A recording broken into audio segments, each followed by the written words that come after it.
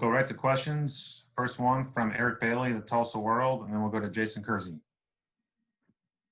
Hey, Delarrin, I was just wondering, what was it like last week, just to go through what you did with starting with Wednesday's announcement of the postponement through the weekend, and just wondering about the uncertainty of how these test results were coming in. It was kind of crazy, because we really didn't know what to expect, what was next. And so, the biggest message was, just telling the team to basically just treat it like a bye week, don't make it, more than what it is and things like that. Like, stay focused, even if we wanted to, go ahead and get a jump on Baylor, with, jumping into, the things that they like to do and things like that, So it was kind of crazy, but the biggest message was just keeping everybody engaged and make sure everyone was still locked in. Thanks so much. Have a good week. Okay, Jason Kersey, The Athletic, and then Ryan Aber. Hey, man. Yeah, Lincoln was just on here telling us that Coach Stoops is out there working with you guys. I'm just wondering what that's like, having a chance to maybe play for him, a guy who's a legend around there. Right. Like you said, a guy that's a legend around here has done a lot for this program. And, with me being able, this is my first time, being able to play for him and things like that. So, I mean, anytime you have a guy like that, that can come back to the program and help out with the things that he's done in the past is always a great thing. So I'm really looking forward to it. Thank you. Ryan Aber, The Oklahoman, and then Joe Bettner. Yeah, Delarrin, how much interaction had you had with Bob Stoops before that? And what was he like out there? Did he jump right back into it, or what was his demeanor like? Right. Well, before today, I really haven't had any type of interaction with him. I've seen him a few times, spoken to him, but, that was really it. But, he's going to be the guy he is. I mean, he didn't, like, jump in and try to take over anything like that. But he did play his role. And like I said, moving forward, I'm really looking forward to, being able to play for him and, seeing things that he can do to help this program win. Appreciate it, Delarrin. Yes, sir. Joe Bettner, Norman Transcript, and then Kerry Murdoch.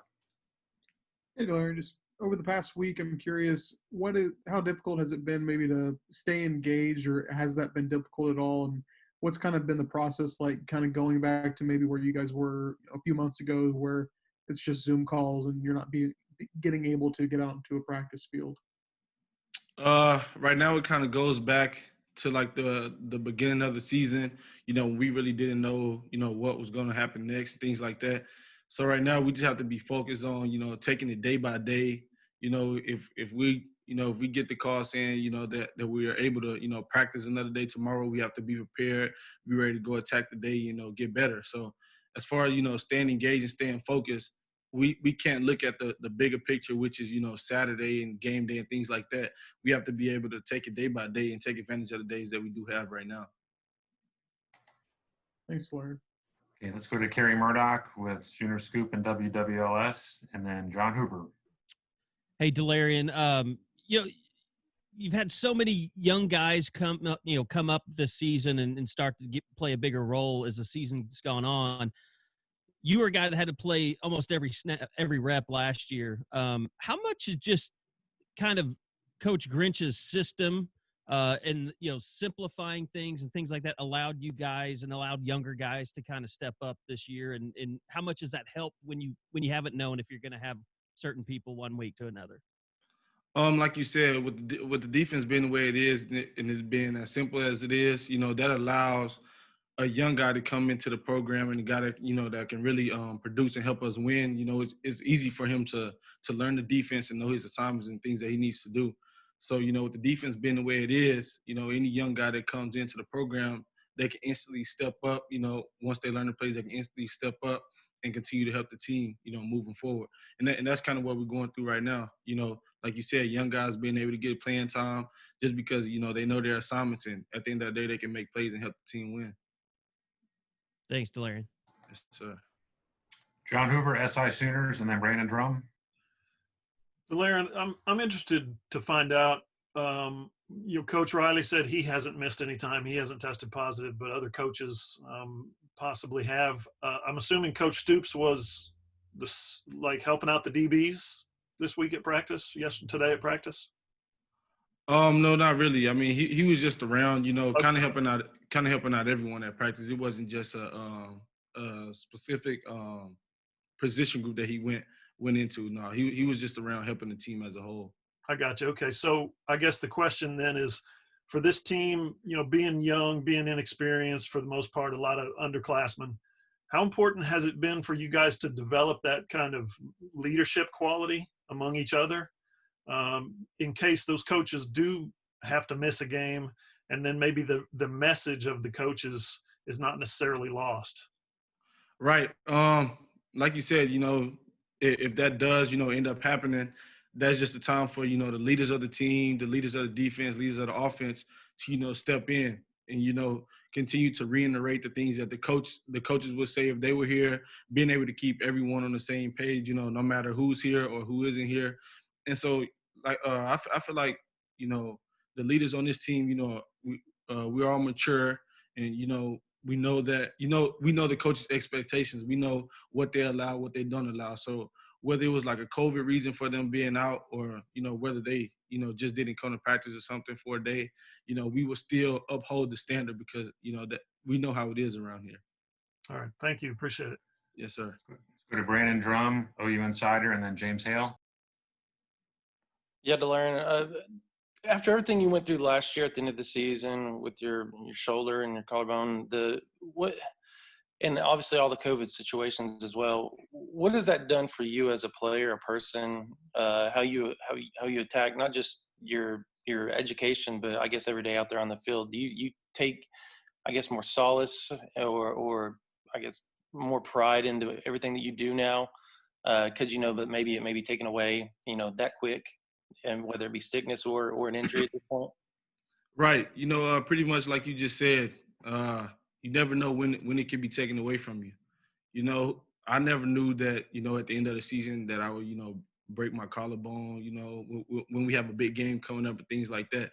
So, with those things, happening to me, it just kind of made me realize that you really can't, take a day for granted. Even the days where, you're coming onto the practice field and, you don't feel like practicing and things like that. Like, you have to find something that gets you going, day in and day out. And, I feel like anyone that's, playing a sport, because, it's a lot of crazy injuries that can happen. Anyone that's playing a sport should look at it that way, because you kind of like fall into a trap to where you kind of get like tired of doing the same thing over and over and over. And it kind of can get like boring to you, but, you don't really realize how much you were benefiting off of that thing until it's taken away from you. So if anyone could just, not take a day for granted whenever it's time to, approach the practice field or, get ready for a game or something like that, then, they'll really help them. So that's constantly what I remind myself of. Don't take this day for granted, because you never know, what can happen in practice or what can happen in the game. Have you kind of pushed that to those younger guys, kind of to piggyback what John said about the leadership deal? Has that been something that you've pushed the younger guys, try to get them to understand, I guess, the urgency of each and every day? Right. Yeah, because, a young guy coming into a program, it's a different speed, different speed of the game and things like that. A young guy coming into the program every day is not going to be good for you. You're going to have some mental errors.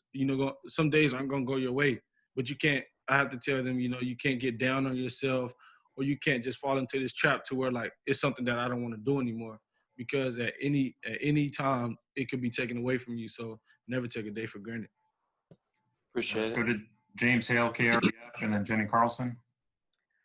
Delarrin, you guys have had a great pass rush. Your front seven has been, or your front four has been very good. Your front seven's been very good. How much has that really helped the secondary? You guys are having a great year this year. And, the fact that you have an elite pass rush and guys that are really creating havoc, changing the line of scrimmage, that's got to be a positive for you, isn't it? Yes, sir. When we were playing the other day, actually, I went up to one of them. I don't remember who it was. And I'm like, man, like I barely run to the middle of the field. As soon as I get there, I mean, the quarterback is already going to the ground. But like you said, whenever you have a front four that's playing the way those guys are right now, it's always helpful to the defense, because the quarterback gets antsy back there, whenever they want to run the ball, they can't really do that. And so that with them also being able to play the way they are up front, it's easier for the defense to create turnovers because, like I said, the quarterback will get antsy. He really doesn't know what he wants to do with the ball besides just get it out of his hands. And, that's when he can start, throwing interceptions and things like that or just fumbling. So, I applaud those guys for things they're doing. And, it's very helpful to the defense. Delarrin, thanks, man. Yes, sir. Jenna Carlson, the Oklahoman, and then Lee Benson. Hey, Delarrin, you were just talking about your appreciation essentially for all the opportunities that you have, coming out of injury and all that sort of thing. Lincoln was saying earlier that, there's been talk that, you guys don't have any way to know from week to week, could the season be scuttled for the rest of the season? I mean, just the unknowns of things.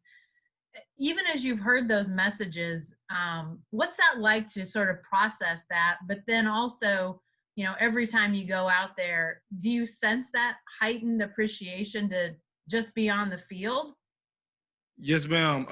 Like I said earlier, right now we have to be grateful. We have to be grateful for every second that we get to be in this facility. Because whenever you get that call and said, well, we have to send you guys home and things like that for COVID issues, we're like, dang, it can really be taken away from us at any moment. And, like I said, we have to be able to take it day by day. And so we can't, look in the future if we don't take care, of the things that we have to do today. Because we can easily, start taking our mask off or being lazy with that. And then just more and more numbers will start to pile up on us. So, like I said, we really have to be focused on the little things and always be blessed to be able to take the field. And so, kind of like the message to the team right now is, every time you take this field, it's an opportunity. It's a blessing to be out here. So if we can just keep the team, reminded of that, then I feel like we can move in the right direction, move in the direction that we need to be moving in. Do you feel like if you guys get a chance to go and defend that Big 12 title again, that will be, again, just having the opportunity to play and be in that position, regardless of the past winning titles and all that sort of thing, just does the idea of that strike you as even something, maybe on a higher plane than would have been in years past? Right.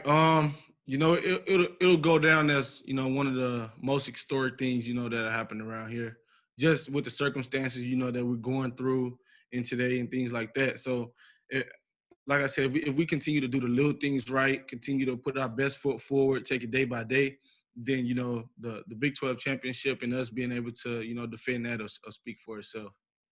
Thank you, Delarrin. Thank you. Okay, Lee Benson with KWTV, and then Parker Thune.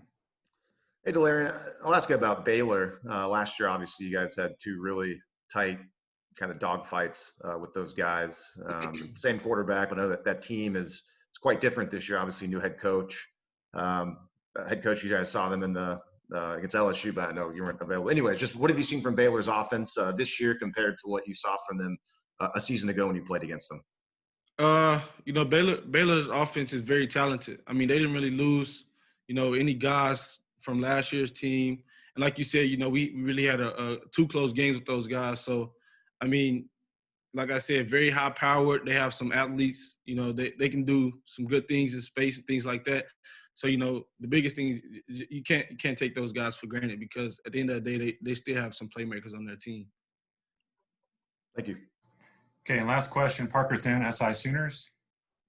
Yeah, Delarrin, I want to ask you about Trey Norwood, a guy that obviously played a lot of cornerback earlier in his career at OU and now has kind of transitioned to the point where he's sliding in and taking some reps at the safety position and has gotten some game action at that position. So what can you say about his evolution and just how much he's worked to get back in a position to be on the field and at a different position than he was before?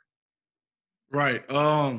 With Trey Norwood's injury, with seeing him, work day in and day out, I can say that he really did put some time in, and he was really committed to getting himself back, in shape, getting himself back ready to play. And so whenever he got his chance, you know, that's exactly what he did. Like, he took advantage of it. And he's a guy that we can move around all in any position in the secondary.